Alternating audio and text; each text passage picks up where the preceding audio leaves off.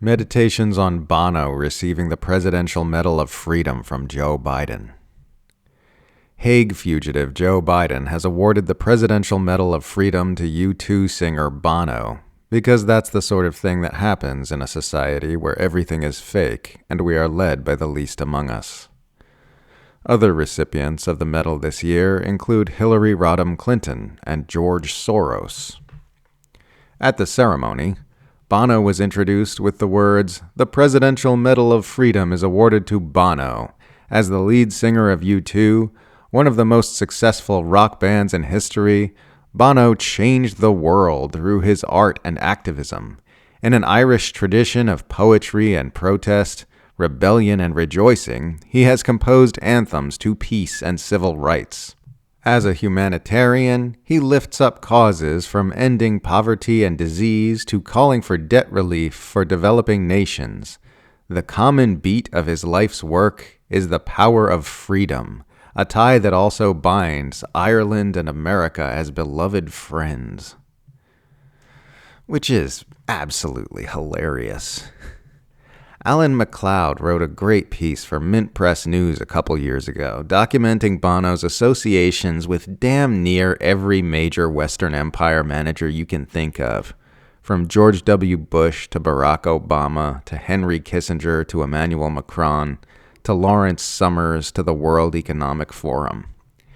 He has dedicated a song to former Israeli President Shimon Peres, and written poetry about Ukrainian President Volodymyr Zelensky, calling him a saint. He has sung the virtues of capitalism at the WEF, saying that it has lifted more people out of poverty than any other ism, and he is the co-founder of an NGO called the One Campaign, which is intimately intertwined with the DC swamp. He has run apologia for the Iraq invasion and U.S. interventionism in Syria. If neoliberalism was a person, that person would be Bono, one of the wealthiest musicians alive. It just says so much about how gross things are in this warped and twisted civilization that such a creature is viewed as an artist and beloved by millions throughout the Western world, and is being presented with an award by a president who is currently facilitating a genocide.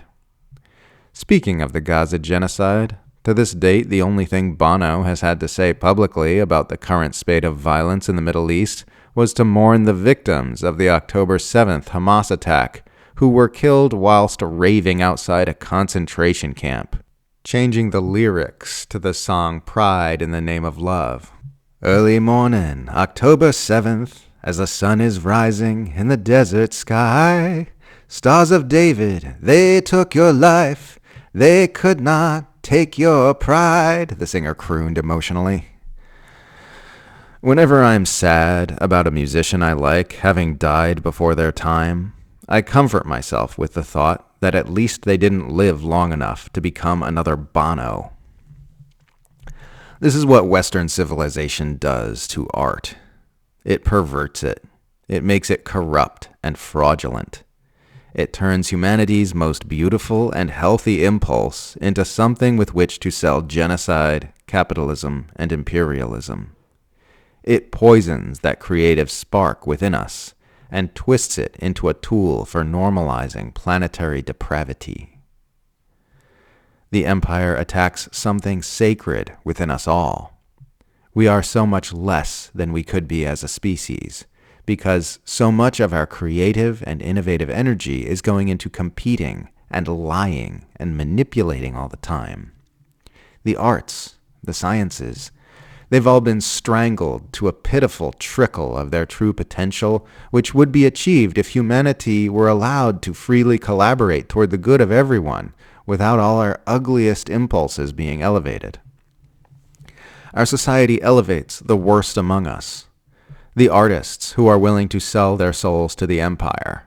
The scientists who are willing to design killing machines for the military or invent some piece of future landfill manufactured by the toil and resources of the global south. The politicians who are willing to subvert the interests of ordinary people to the interests of plutocrats and power structures. The pundits, reporters, and filmmakers who are willing to sell propaganda to deceive us into thinking that this is all healthy and normal. These are the people who are determining the future of our species. These are the people who are making the decisions which drive us further and further in the direction of annihilation and dystopia. We must find a way to free humanity from their grasp before the horrors they are steering us toward arrive at our doorstep.